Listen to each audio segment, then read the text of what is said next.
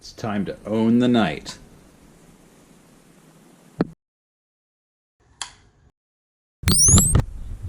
Ha ha ha ha! Yes! Yes! Wait, no, what? No!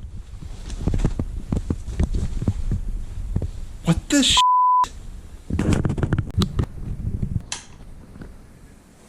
The pattern on my shirt, it doesn't show up under infrared. Well, screw that. I'm just going to put a white light on my FAL.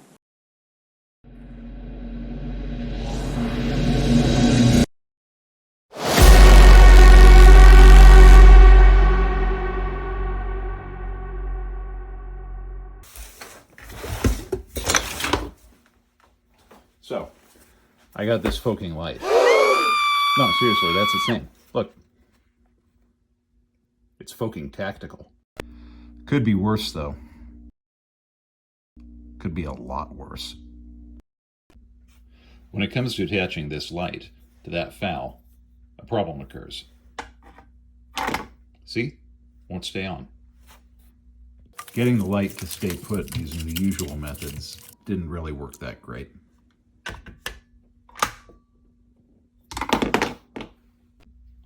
To solve this problem, I have this little section of rail. It's a leftover from an inadvisable experiment with a 1022 receiver. You can see it's slightly curved on the bottom, so it can fit the curve on top of a 1022 receiver. Initially, I thought the curve on the bottom would need to be machined off in order to get the rail section to fit on the handguards. However, the curve on the bottom of the rail section matches up beautifully with the contours of the handguards. It'll help hold it in position. To locate where the holes need to be drilled, I'm going to position the rail and then just mark the holes using a pencil.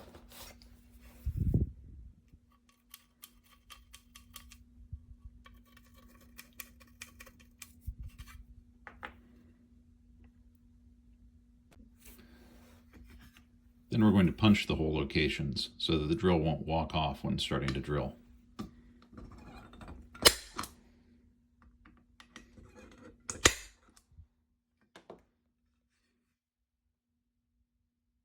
And now, we're ready to drill. And now, the starter holes have been drilled. As you can see, they line up pretty nicely with the rail section. And on the back, something that I was worried about is there's enough space around the holes to allow a nut to go around there and support the screw. I was a little worried that they would interfere with the handguard.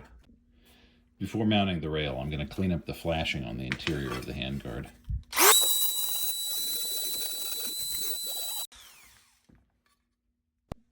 Now for the other side.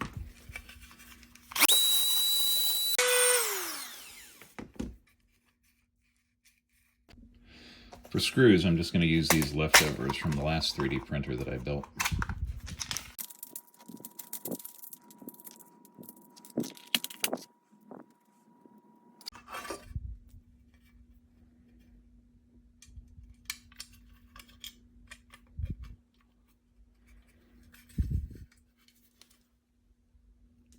Nice. Although the one on the left is not quite long enough. Let's fix that.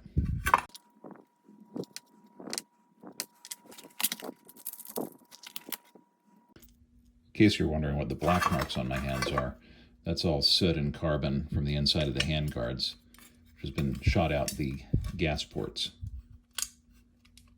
That's more like it.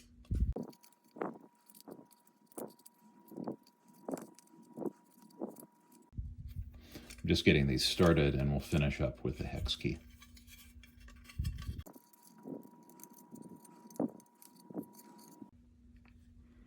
Those may be cross-threaded, also known as redneck Loctite.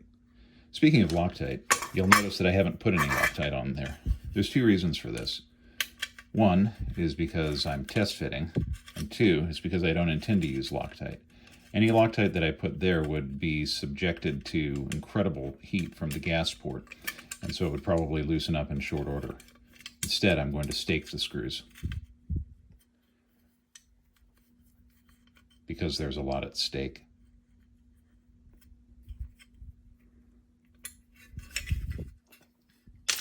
As previously predicted, that one was cross-threaded. Let's fix it up.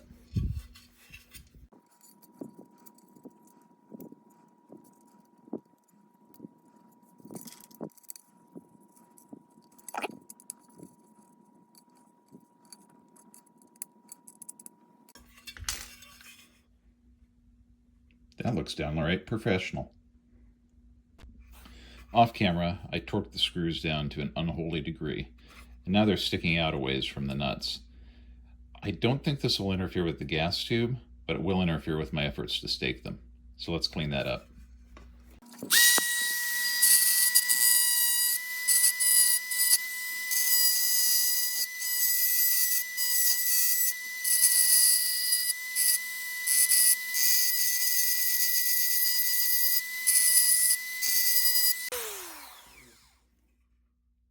Beautiful work of art.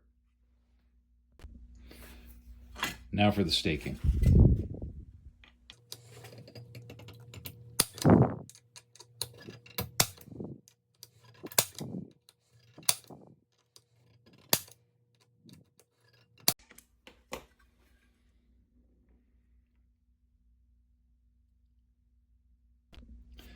Let's put the handguards on and see if it fits.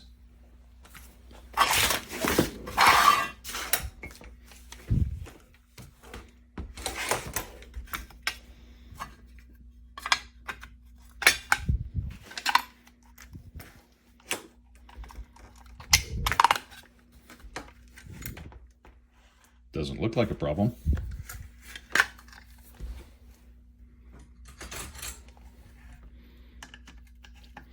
I'll have to use a screwdriver because I don't have a bayonet handy.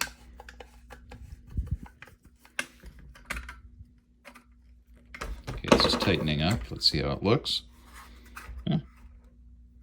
Actually looks pretty good. In fact, on this side, this appears to be sticking out more than it did before. Let's see what's going on there. It may be that I distorted the handguards in all the staking, punching, and drilling. Oh, there we go. Just moved down slightly.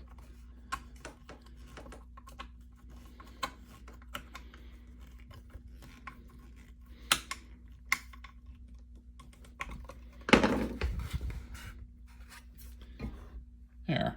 Looks just as good as it always did. Which is to say, not great. Let's add the flashlight.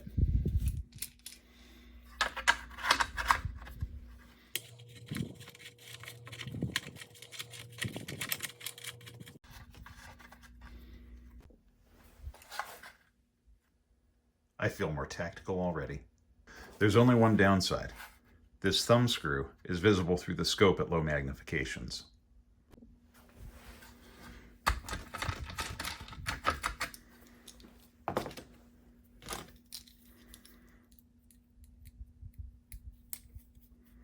Turns out that these are also metric 3.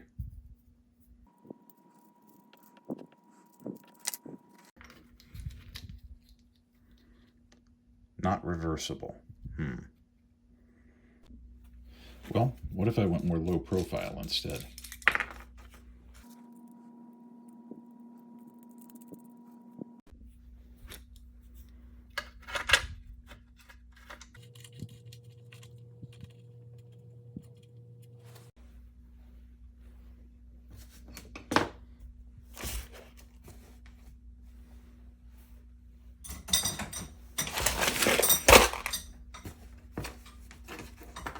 Got it.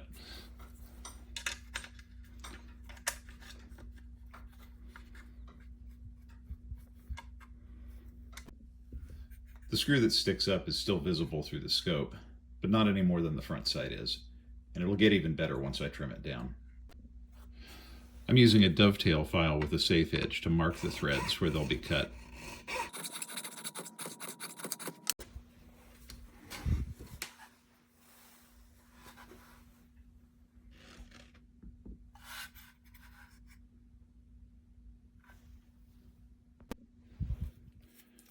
Then when we remove the nut and the rest of the mount, you can see exactly where you have to cut. To the bandsaw. Before I do any cutting, I want to make sure that I can tell from every single angle where I'm supposed to be cutting. So I just give this a little wrap of the old blue tape. And we're good to go.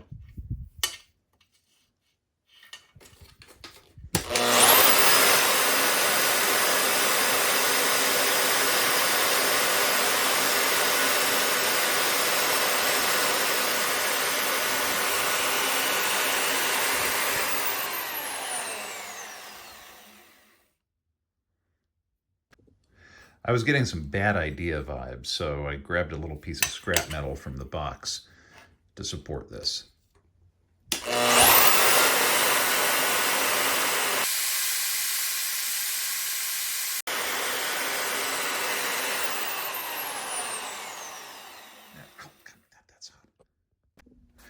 Off screen, I paid a quick visit to the belt sander to chamfer the edges.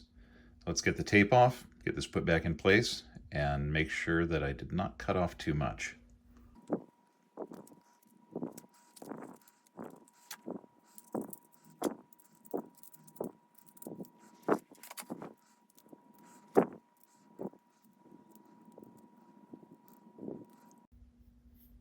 Nice. Now let's see if the nut still fits on. Nice. The chamfer even made it easier. Beautiful. Maybe I should stake that.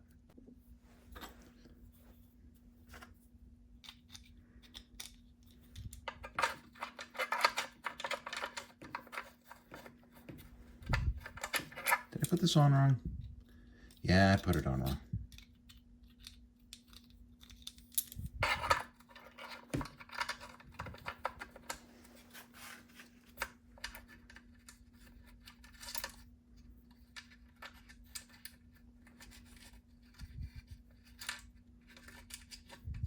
Of course, this means that the light is no longer quick detach, which may impair my ability to operate tactically in dynamic environments, as demonstrated just now. But, you know, I'm just going to have to take that chance. If I end up dead in the streets because of my lack of tacticality, because my light is no longer quick detachable, then I trust that this video will serve as a cautionary tale for others.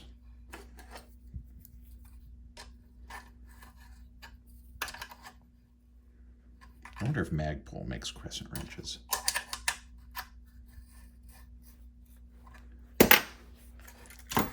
There. Beautiful. So there it is. A light mounted on some STG-58 handguards with only minor mangling of metal and human flesh. All in all, successful small project.